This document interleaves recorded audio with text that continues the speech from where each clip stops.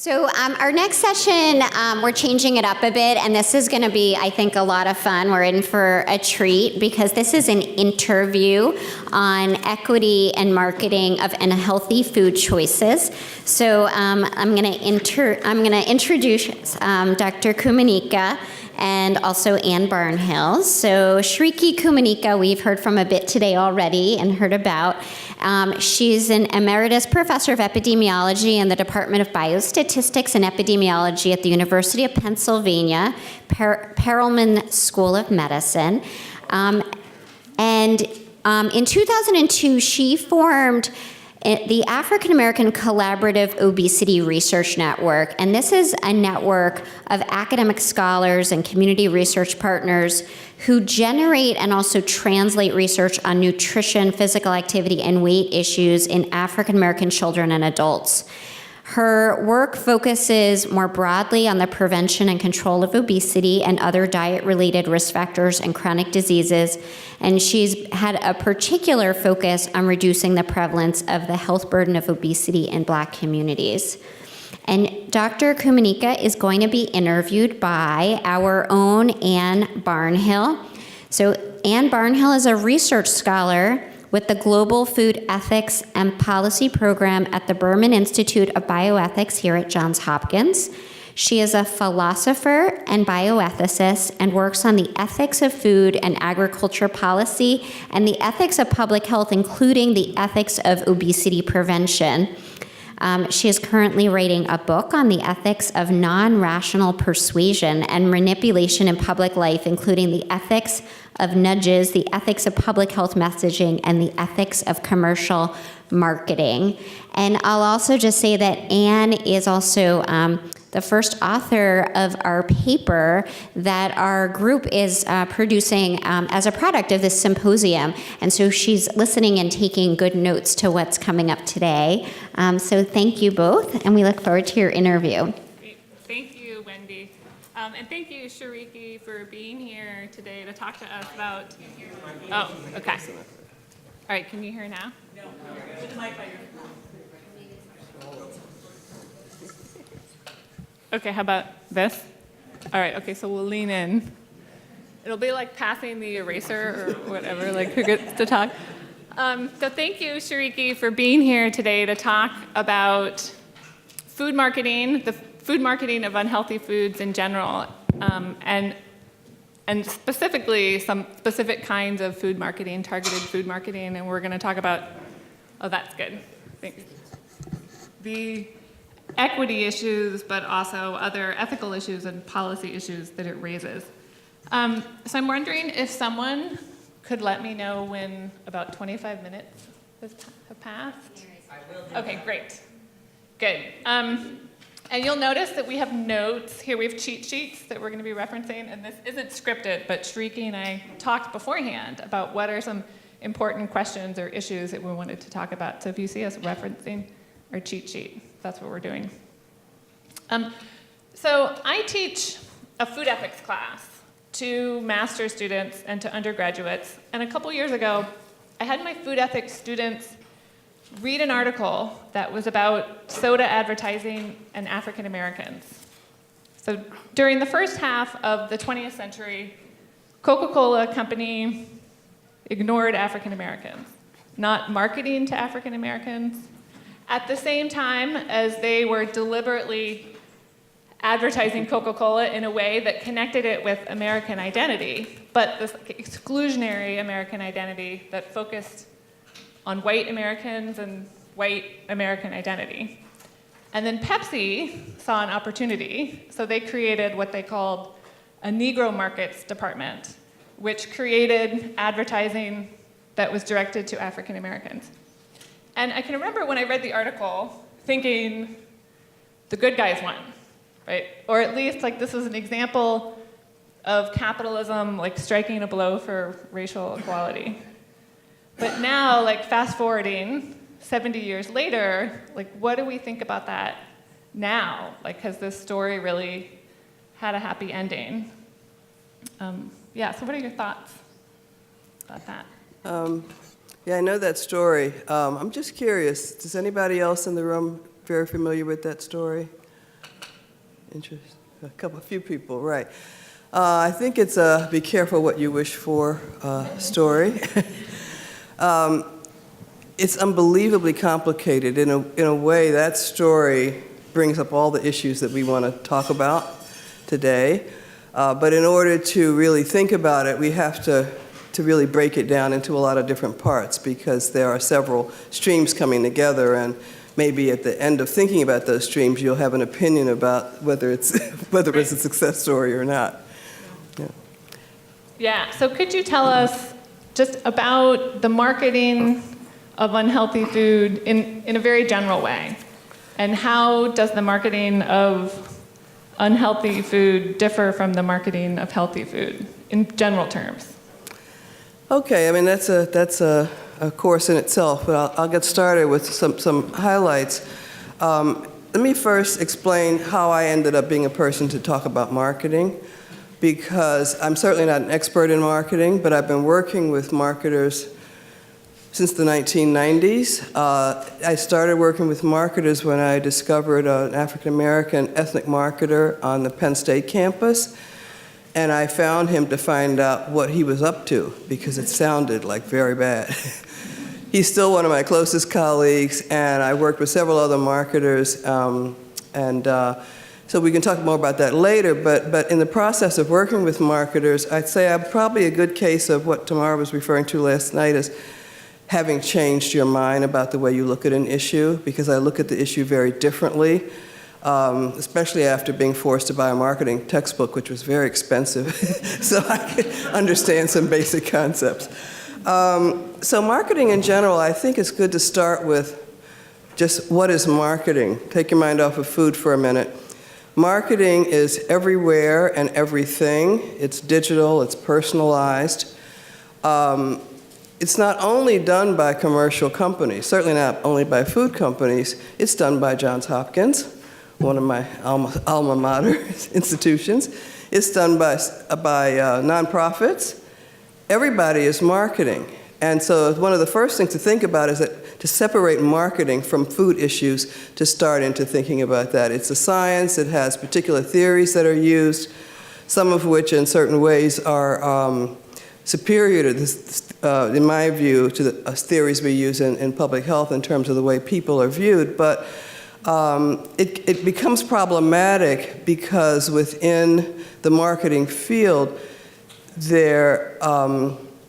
the ethical standard in general does not put marketing on the type of footing that we would like to see it from a public health point of view. But there's other points about marketing, so it includes the 4 Ps you've probably heard about. It's more than messaging, it's where things are and what the products are and how they're promoted, which is where the advertising comes in, and also the pricing of food, which influences behavior. And there's the 5th P that we've heard about a lot today in various ways. It's the people and their responses to the marketing that we also have to consider. Anne had wanted me to talk about whether unhealthy foods are marketed differently than healthy foods. Yes, it's not your imagination. The marketing of foods plays off of the profit motive. Where can you make your margin? You can make your margin by adding things to food, value added, and then those foods, cheap ingredients, big profit margin, are marketed more. So these are things that each one could be a book in itself, but in general, that is very easy to document that the patterns of marketing are not for fruits and vegetables. I mean, spinach, maybe there's a little marketing for spinach, but there's a lot more for sugar-sweetened beverages and so forth. So when marketing becomes a public health problem is when there's the association of what's being marketed with harm to health, or when what's being marketed is both harmful and marketed to people who cannot defend themselves against it. Children fit into that category. So you have harm. When the harm is really explicit, then it's not so much of an issue. Once you show that the harm is there, like nobody's arguing anymore, even tobacco companies, that the product is good for you. I mean, they're trying to sell it, and mitigate the harm, but everybody now has agreed that tobacco is harmful. Food is not in that category. Alcohol is more or less in that category, except for your HDLs, which, you're getting from your glass of wine every evening or something like that. So I'll stop. Oh, and the other thing about the public health issues is that since marketing is protected as free speech, since the days when Kate Clancy was working on KidVid, way back, in children's commercials on television, that creates other public health issues. So, Okay, great. So I wanted to follow up on one thing you said about marketers and how marketers think about the ethics of what they're doing, and they don't think about it in the way that public health would want them to. So if we see that marketing of an unhealthy product makes people more likely to use that product and causes harm to their health, that looks like a problem from a public health perspective, but isn't something that you think really gets registered in the ethical codes of marketers necessarily, or in how they think about the ethics of what they're doing. So I'm wondering if you could just say a little bit more, how do they think about the ethics of what they're doing? Well, I don't think marketers see their behavior as unethical. It would probably be unethical to go against what your shareholders, from a financial point of view, what your shareholders are expecting. There are a lot of different, so let me break this down a little bit farther. So picking up on the harm issue, do marketers think their products are harmful? Well, if they think it, they don't admit it. So if we define something as harmful, there are many, many arguments, including some made by nutrition professionals and other people, that these products have value for people once in a while. They're good for you, and so people use examples like chocolate and so forth. So in general, you can't make the argument that food, which is defined by the FDA as safe, is actually harmful. It becomes a degree of relative benefit to risk and gradations and preferences and stuff like that. So that means that since marketers have been given the right to market, and by extension, consumers, this may be harder to swallow, have the right to be marketed to. That's the way it's been set up from that point of view. So if people have the right to receive marketing, and companies have the right to do it, then you're looking at some harm that's great enough to justify taking away those rights. And if you play that out, you can see where you get into problems with arguments for any adults. For children, people still can rely on the fact that children are not completely autonomous and need to be protected, but otherwise some of the marketing, the other things go by the wayside. And the other thing that I think makes it complicated is that marketers' job is to, this is the way my marketing colleagues explain it, marketers' job is to find out what people want and give it to them. Now you can argue that the way marketing is done, people didn't want those things because they didn't used to exist. What people want isn't always good for them, so who steps in to say that you shouldn't have that? On the other hand, if you think about it, marketers have, and I've said this before and I still see it, better relationships with people than public health people do. They're doing a better job at giving people things that they perceive as things that they want and are willing to take the consequences for. So we have a problem ourselves as marketers because we haven't marketed health at the level that is superseding that. So I'll let you get a word in. Yeah, that's a really interesting idea, that they're doing a better job giving people something that they want or take themselves to want. And do you think that's because they're doing a better job identifying? There could be different explanations of that. Here's just some that are occurring to me. One is they do a better job identifying what people actually want. Another one is they do a better job identifying what actually makes people better off, like given the circumstances of their lives, which could be different than what people want.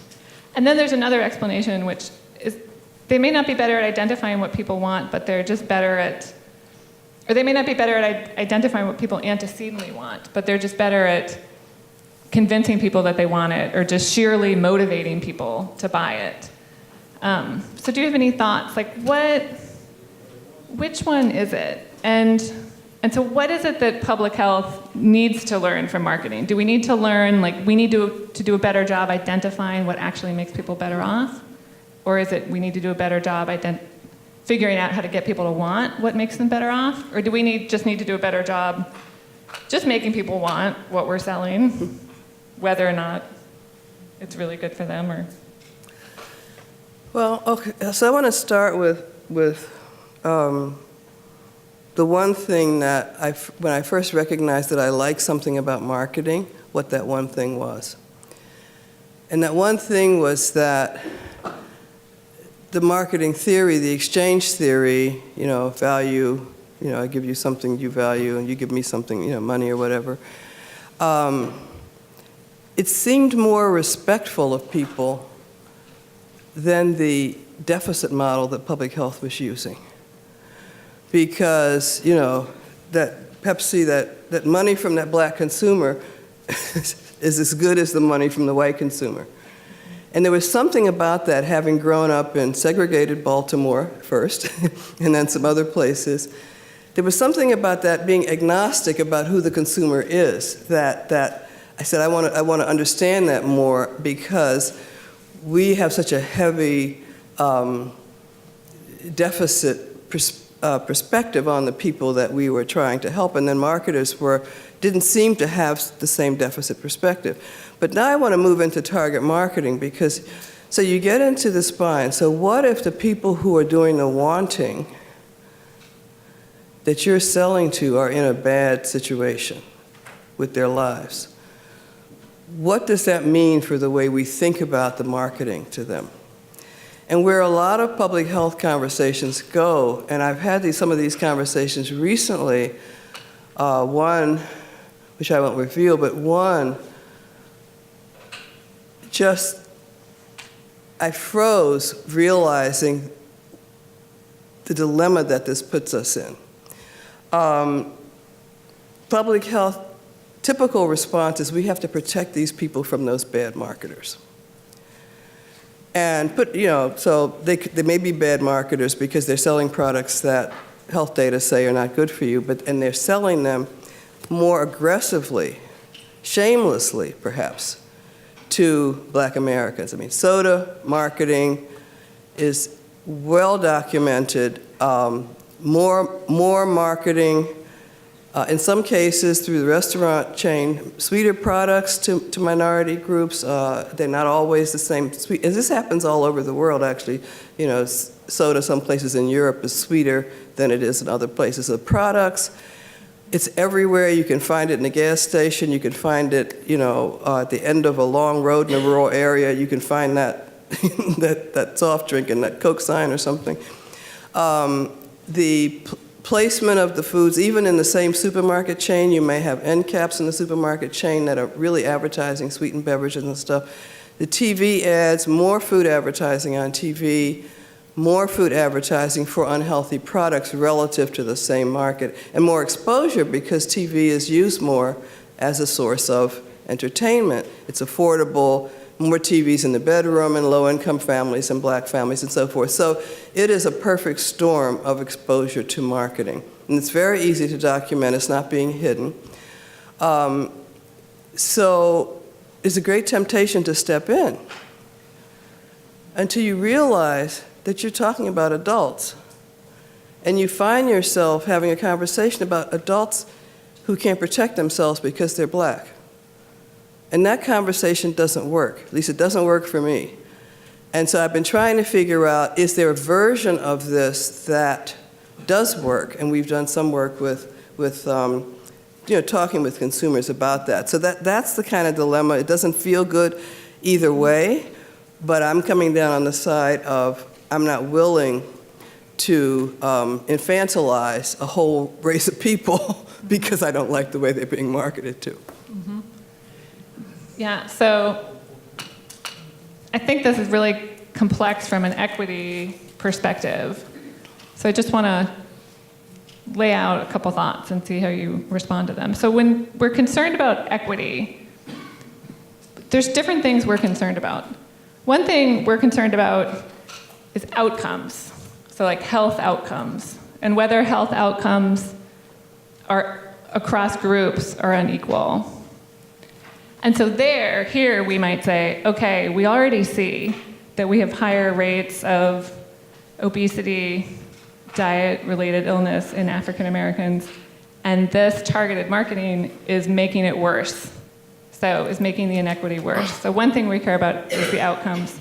But then another thing we care about, which is what I'm hearing and what you say, is we care about equal treatment, right? So we don't just care about outcomes. We care about equal treatment of people across groups. So we care about people being allowed to do the same things. We care about people being seen as equal, as equally capable, as equally entitled to operate in the marketplace. And so there's this tension, maybe, right between these dimensions of equity. Yeah, so I think that the equal treatment is actually harder if you are accustomed to seeing people at a deficit. And that's pretty easy to do in America, to see minority populations as in deficit and not as having assets or not having the ability to fend for themselves. And this is an argument that marketers use, and I really just call the competent consumer. I really don't like the fact that marketers use this argument, but I can't. Well, the ways to refute it have to do with the marketing tactics, but they apply to everybody. They don't just apply. That's the problem. So it's not a cognitive process marketing, but whatever the marketing is doing that's getting to people and causing them to buy things applies to everyone. And this deficit perspective, the conversation that I mentioned, I was talking to someone about online marketing and the desire to protect poor people and people on SNAP and so forth from online marketing. And the person that I was talking to, when I was really pressing him to say why they felt that it was justified to restrict this marketing, and the answer was, well, because they can't take care of themselves. And I said, what do you mean? Well, like, I'm white and I have privilege and I can take care of myself, but they can't. It was a phone conversation, fortunately. So all I did was to say, you can't see me, but I'm black and I can take care of myself. It just, because it brings up your basic self-respect and self-efficacy. So that's the dilemma, the ethicist. You can figure it out, but I think that can we actually see people as equally capable? Yeah. So is that seeing people as equally capable in a deep way, is that consistent with limiting marketing on the basis of the ethnicity of people who are being marketed to, is the essential dilemma. And if it isn't, right, if limiting marketing on the basis of the ethnicity of the people that the marketing is directed towards, if that's not consistent with equality in the ways that we're committed to, what are our other options? So can we address the broader issue of inequities and obesity without targeting this, or without addressing targeted marketing per se? So could we just not worry about this problem in particular and still address inequities in obesity? Or is there some other way? Can we address this problem, but not in the way that feels unacceptable? Right. So I think, there's more of the diet-related diseases in the same populations that get the heaviest marketing. You can't make a direct line causal association that seeing 20 extra commercials is causing you to have diabetes or something like that, or is making it hard for you to manage diabetes. So I'm not sure that we can address disparities if people who are at high risk are going to be continually exposed to an unusually, a disproportionate amount of marketing. I think we have to address it because I think that, wonderful as we are, I don't think we can outshout the marketers. So they'll hear the marketing, they won't hear us. So the solution to that for me is that we have to start thinking about how we can address marketing, not target marketing. Not because all marketing will always be targeted, but how can we address the excess marketing that people are exposed to who are particularly disadvantaged by it. And I see that the solution is somewhere in changing marketing in a way that increases people's ability or likelihood of noticing it and defending themselves against it. Mm-hmm. And that will also then apply to people who are at excess risk. Mm-hmm. Yeah, I'm wondering how we're doing for time. Okay. 7 minutes. 7 minutes. Okay, good. Total, you I was said. going to give you the 5. Okay, good. All right, good. So we have enough time. So Okay. I'm wondering if you could say more about that last bit. So if we're thinking about, all right, there's a lot of marketing of unhealthy food. We think it is harmful towards people's health. What do we do about it? So you can try and reduce the amount of marketing, or you can try and help consumers engage with it differently. And I know you've done some work on that. So what are ideas about how we do that? Like, how do we engage with consumers about marketing, and what do we want to change about how consumers see marketing or engage with it? Yeah, I mean, given the high level of development of marketing science, it's not going to be easy because human nature causes people to think that they're not affected by marketing, actually. There are lots of studies on that it doesn't affect me, it affects those other people who are maybe not as smart as I am or something like that. So I think that the first thing to do is to figure out, can we sensitize people to be more aware of the effects of marketing in a general way? And then the sub-unit of that is, can we sensitize people for whom we can document that they're getting more marketing of unhealthy products? Can we sensitize them to the fact that is unfair to them? So I think the first, to open the door, the people who we are sort of trying to protect, we need to see if we can convince them that they want to protect themselves. And that's quite a challenge, but the one study we did, I think that you're referring to, where we did a kind of before and after study of asking people about what they thought about marketing and then giving them some information, not media literacy, but more like marketing literacy, and then bringing them back a week later and asking them a similar set of questions, but also what stood out in the information that we gave them in this booklet, and they could talk to people over during the week. And what we found was that there was still a balance of views that were more or less favorable. These were Black Americans, adults and youth, more or less favorable towards marketing or understanding. And well, people have to make a living. So Black people are too fair. That's some of the feeling I had, really taking the other person's side and saying, well, so there was still a lot of that. But the comments that recognized that there could be a social justice issues many of those comments only emerged after they had thought about the information. And so we took that as a success. We had reviewers for the paper that actually made us count it up in a qualitative study because they didn't believe that we had actually shifted opinions. So we had people saying things, yeah, why should we see more of that? Who's watching the door? Who's bringing the stuff into our communities? And so it was a sign of hope that if you find the right arguments, you don't walk in with assumptions and tell people, hey, you're being victimized.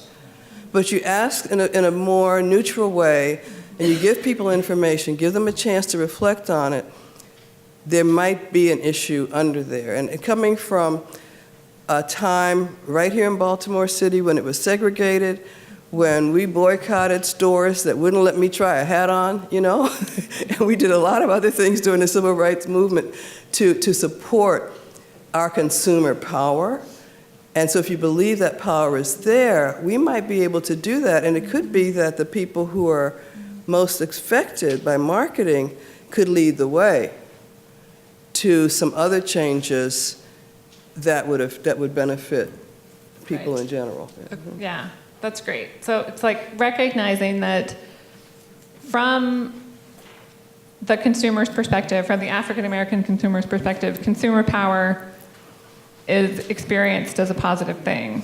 And it is, in fact, a positive thing. And so recognizing that the experience of marketing is nuanced, really, or there are positive ways in which people experience marketing because it is addressing them as a consumer who matters, and that is important. And we don't need to deny that or overlook that. We just need to give people a fuller understanding of what all is happening with marketing. That's very interesting. All right, so 1 minute? Okay, great. So before we open it up for questions, do you have just a view about, of all of the different things we could try and do vis-a-vis marketing, different routes we could take, what should we prioritize? So in the near future, what should we prioritize vis-a-vis food marketing? This is a very general question. So should we prioritize trying to sensitize consumers? Should we prioritize trying to work with industry to get them to voluntarily change marketing, or regulatory route? Well, in good systems mode. I think these are interrelated very much, but the piece that's been left out is the consumer awareness and sensitization and mobilization piece. So the efforts to get companies to put health goals and nutrition goals in their core business model, which did some efforts like that are being made, the Partnership for the Healthy American, some other things, to get companies to realize that there is some responsibility there other than a donation, to a physical activity campaign, for health. I think those are very good moves, but none of them will work if we can't convince consumers that their rights may actually not be well served by the way marketing is being done. And I think that there are privacy issues underneath that we're going to have to do a real disruptive thing in this country because the way marketing is done, it's like speed limits in cars. Yes, we can make them that you can go 500 miles an hour, but you don't drive that on a city street.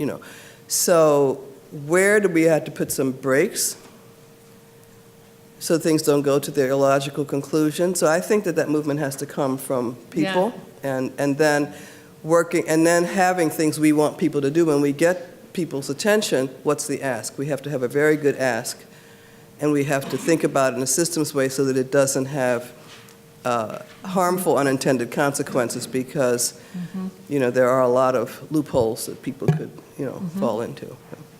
That's great. Thank you. Okay. Okay, so fire at us.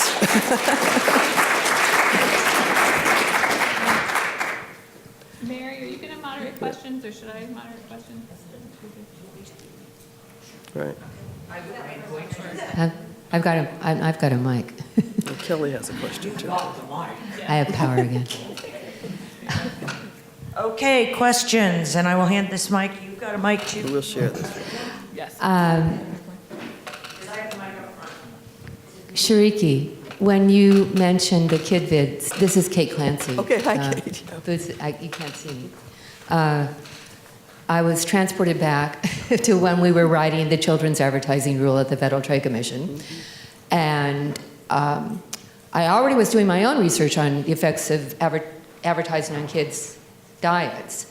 But when I was deep in the bowels of the FTC and reading all the comments and going to visit major advertisers, the cereal companies and the candy companies and all that kind of stuff, what astounded me the most, and I've never gotten over it, was how expert the people in those companies and their advertisers were in child psychology. It was amazing. They knew more about child psychology than a lot of it was that kind of thing. And you mentioned that marketing science has moved, way far in 40 years. And so my kind of comment and question is, I don't know what to do about that, because they're just as far ahead as most public health people as they were 40 years ago, ahead of the Federal Trade Commission and other people who were really trying desperately to regulate advertising to children. So what do you think? Well, I'm really glad you asked that question, because it gives me a chance to mention something that I didn't talk about before. So there are people in the marketing field who are on our side squarely and who are part of the affected populations. And two of my closest marketing colleagues, African American marketers, have been working with marketplace issues related to people of color and so forth for a long time. And they have come together and formed a network called Race in the Marketplace. And they've dealt with things like discrimination suits and other types of things in the market, but they have created a network called Race in the Marketplace. It's going to be global. They have one of the founders lives in France, but the others are from the U.S. And I think they would be looking for partnerships. They know marketing science. They're experts in marketing science, full professors and that kind of stuff. And they have been trying to deal with this issue within their own field. Where are the ethics? Where do you put the brakes? And it pains them, if I can express what I hear from them, to see their science so used in ways that cause harm. So that's where I would go. We'll never learn marketing the way they do. It's a different way of thinking, but let's work with people who do know marketing to come up with some new ideas. Kelly. Kelly Brownell from Duke University. Shriki, thank you. That was really very thoughtful, especially the discussion of race. That's the most, I think, poignant and thoughtful discussion of that I've ever heard, so thank you. It seems to me that as a field, we've been studying this issue for a pretty long time. What's been documented is there's a tidal wave of marketing. It's having a very bad impact. And not much is occurring, because even after we've known this for a lot of times, there's still a tidal wave of marketing that's having a terrible impact. So it seems like something new and pretty aggressive ought to happen here. Mm-hmm. And I'm wondering whether legal people might not be a ticket here. So for example, could the state attorneys general sue the industry for health damages caused by marketing? Now, you could say, well, marketing's a legal practice, but it was legal to sell cigarettes, and they got sued by the tobacco industry got sued. And it seems to me there's a legal theory known as market share, and I'm not a legal expert, so I can't, but this is what I understand, that you could probably document the impact of marketing on consumption of a certain product. That sugared beverages, for example, marketing has X impact on the overall consumption of those beverages. And then you could say that X market share belongs to a particular company and then sue them for the damages and try to recover those. And I don't know if you've heard of anything like that being pursued. But it seems to me something pretty assertive like that's going to be needed if we're going to make progress, or else I fear we're going to come back 5 years or 10 years from now and there will still be a tidal wave having terrible impacts, and we won't have much solution about what to do about it. No, I think that's a good idea. That's one of the strategies that hasn't been used enough, is looking for ways to push back on marketing. I mean, I know you've done work on this. I would want to see that applied to marketing in general, rather than using the situation of people of color to make that case. But I think that anything, triangulating and coming from all sides can really be a good idea. So I think, if we know lawyers who could help figure that out, I'd love to work with them. Could I just jump in, Mary, before and answer the question about the lawsuit? Is that okay? You have a question? Okay, go ahead. Just to keep them together. So, Kelly, you may be aware the Center for Science and the Public Interest has a lawsuit that is in court right now. We've sued Coke and the American Beverage Association over their marketing of sugary drinks and for deception. So we think that is a terrific idea. Everybody keep your fingers crossed that the case moves forward, where we should be hearing soon about how it moves. But I think with kids, we have tried using more of an ethical approach. Legally, we do think that companies do not have a First Amendment right to deceive children, and so we don't think they have a legal right under the First Amendment to market to kids, although how we would fare in court, I look at Julie, these days probably is a coin toss of whether it would stand up. So we've used ethics as more the approach of appealing to companies on an ethical basis, and so sometimes asking nicely. The first company we ever got to agree to stop marketing junk food to kids, we just called them, asked them, and they said yes. I wish the others had come along as easily. The second one, we actually had to threaten to sue, and through lawsuit and litigation settlement negotiations, we got Kellogg to agree to limit junk food marketing. And so now there have been 25 companies or more that have agreed to limit junk food marketing to kids. They started only covering 50% of their ads. Now they cover 100%. They've increased the number of types of marketing approaches that they use over time. They've increased they've improved the nutrition standards because of the work that Bill and the interagency working group did. In response, they fought him and us on doing it through a regulatory or even voluntary basis with government involved, but they improved the nutrition standards. So even though the limits on junk food marketing to kids are not perfect, I think you have to take the long view and think about where the marketing was 20 years ago versus now, and with more companies covering more marketing with stronger nutrition standards, that if you say, is it done? No. But has there been progress? I think the data and just looking in the marketplace, when I look for bad advertising aimed at kids, it's not what it once was. It's SpaghettiOs instead of candy. So maybe some people would say that's a total failure, but I think it's been, moving in a forward direction. Yeah. I want to make a quick comment while you're going to the next questioner.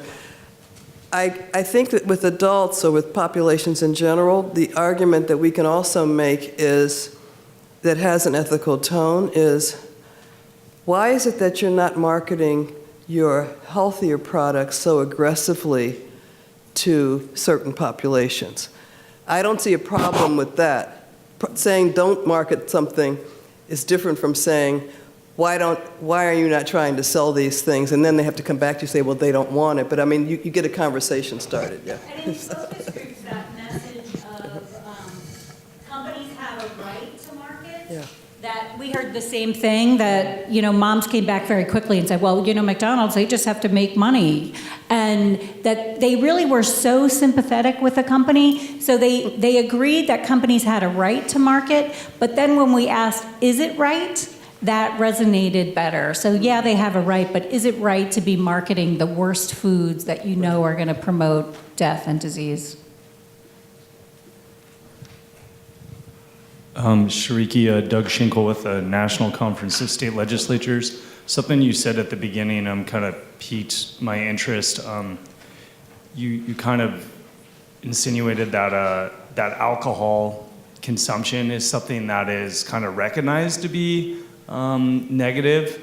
I guess I would say that when I think about alcohol use, it seems certainly to me, and I live in Colorado, a state that is very much pro-beer and pro-alcohol consumption, that alcohol has been kind of normalized and in a way that I would say it's definitely not as much as a stigma, certainly as tobacco use, but I would argue even less stigmatized than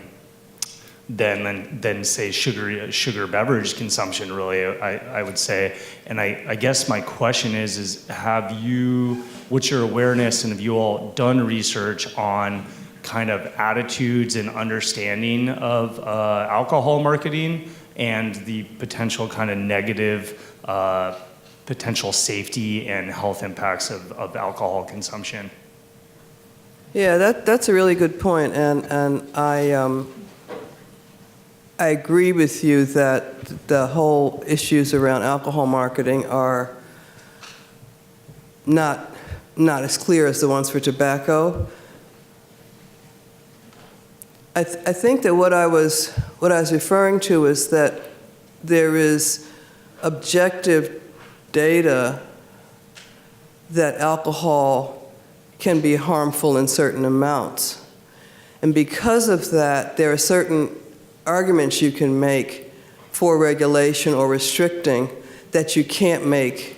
I think I was being a little facetious when I mentioned the HDLs, but that you can do that. But indeed, within the marketing community and the good guy marketing community, they're dealing with the fact that a lot of their colleagues have sold,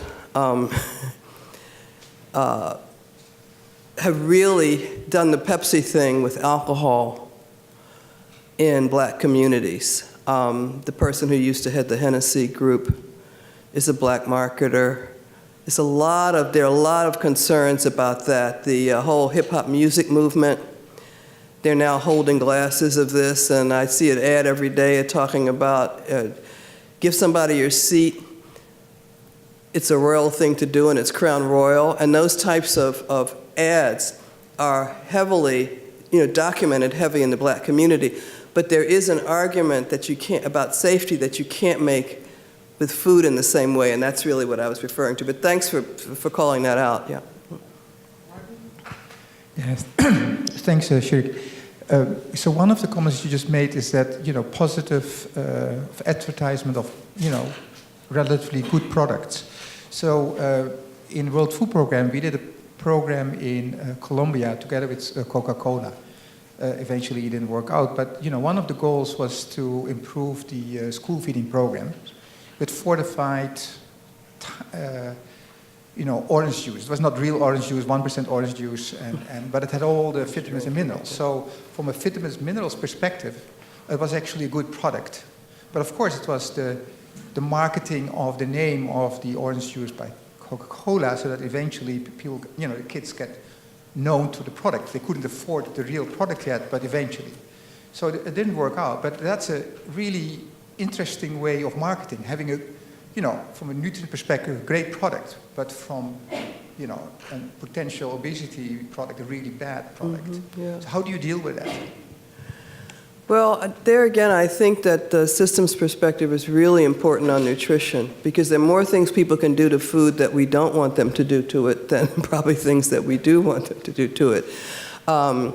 So I think that the policies and the asks of companies need to be sensitive to some of the downsides. If you're going to make a healthy product, here are some criteria of a healthy product. You don't just go sticking nutrients into everything and then say it's healthy. So I think that most nutrition, people are sensitive to that, but you have to watch it because, you had the Snackwell's phenomena with taking the sugar out, taking the fat out because it was, you want to make it low fat, and putting more sugar in it, and some other products that have really been distorted because we asked for one thing and weren't looking at the whole picture.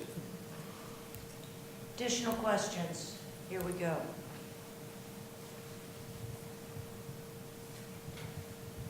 Good afternoon. I'm Trina Palmore with the Y Steward, and my company is designed to educate people, life, health, wealth planning. My question is, and I hate to ask this question, in terms of legislation, I know, we as a society, we tend to lean on the government for a lot, probably way too much. But in terms of getting the legislature, state, federal, local, to intervene, because when I go buy beef, I'm wondering, is it GMO? I'm wondering, did they take away, is the label truly representing, what is in there, and who's qualified to regulate the food industry, because it is totally out of control. And I don't agree that the Food and Drug Administration should be one organization. I don't agree that it should be, that lobbyists should be able to, how do we navigate through this American free society system when it comes to legislating what goes in our food? Yeah. So I'm probably not the right person to answer the question about the FDA. But the comment I want to make relates to trust in the government. And in some of our work with African Americans, it's interesting that there's a "what have you done for me lately" feeling about a lot of government issues.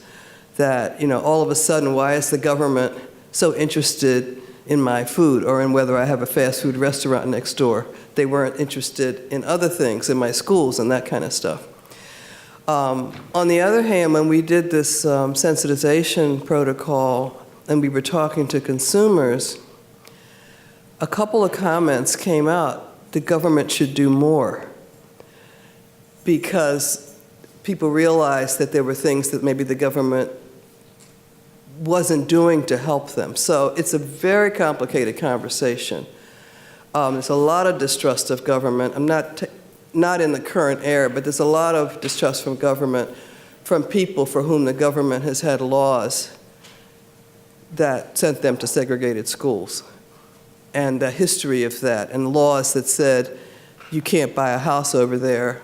All these are my experiences growing up in Baltimore. I could be reliving. And so when does the government become your friend?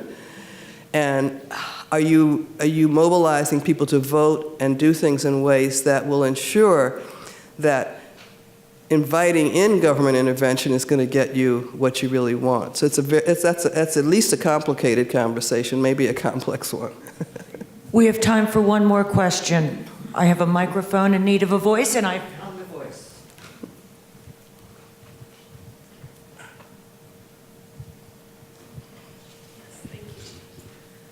So I'm Julie again from the Public Health Law Center, and I really appreciate this conversation. This topic of marketing is really something I've thought about for a long time. I used to be a consumer protection attorney at a state AG's office, so it's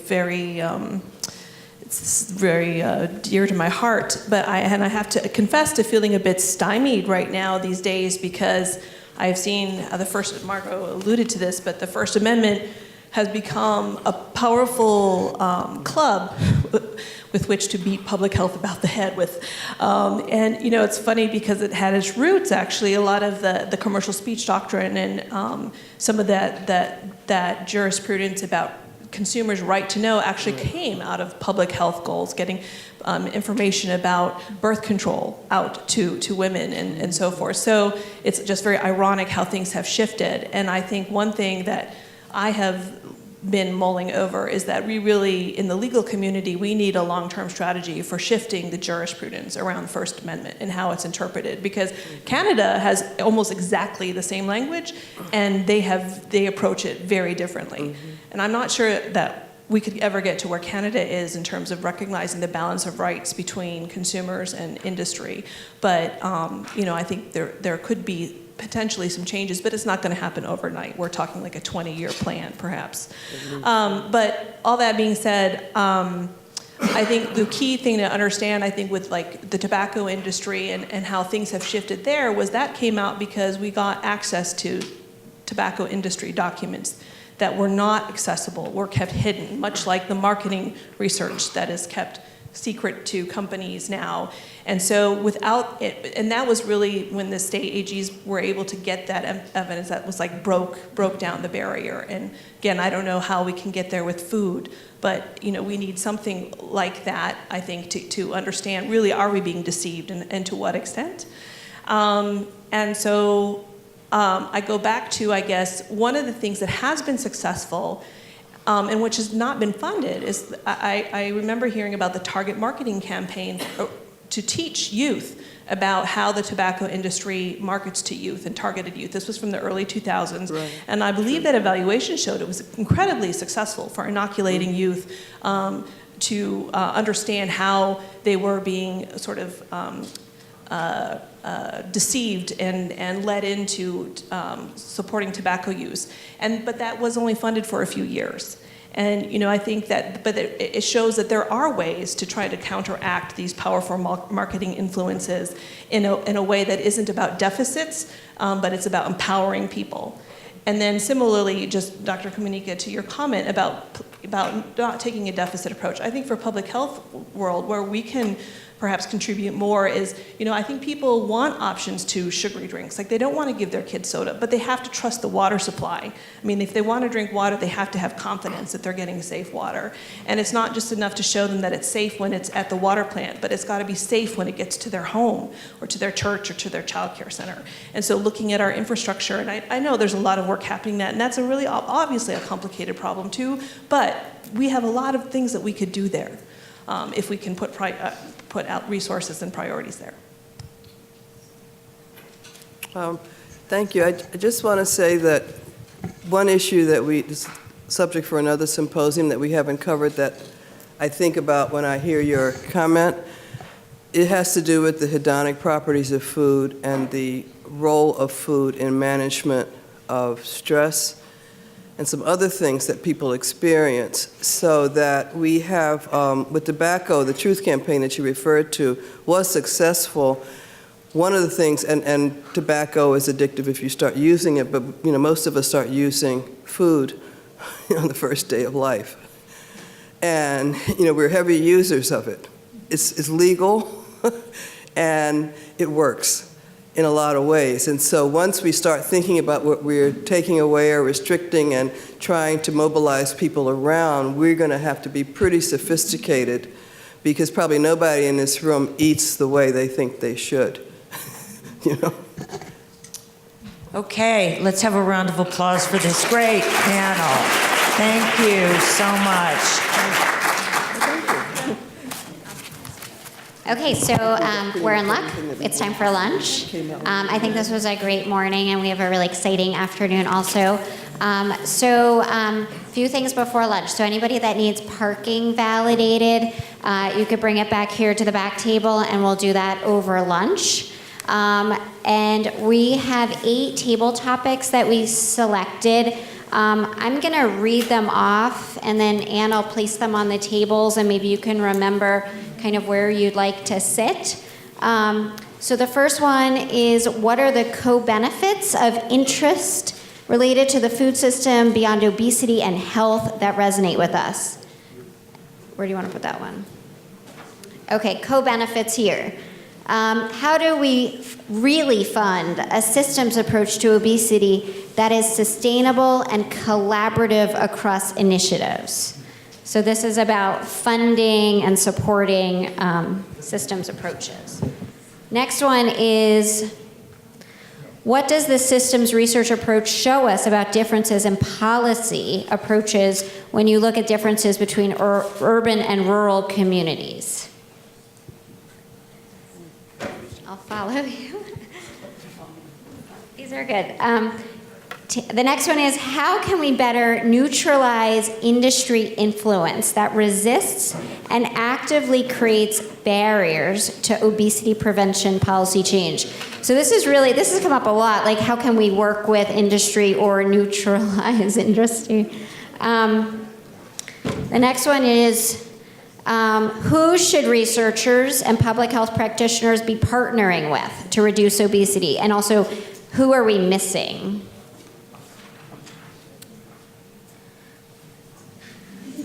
How can we reframe the need for system science approaches to align with, this one sounds similar to another one, to align with the interests of funders, policymakers, industry partners, and other stakeholders?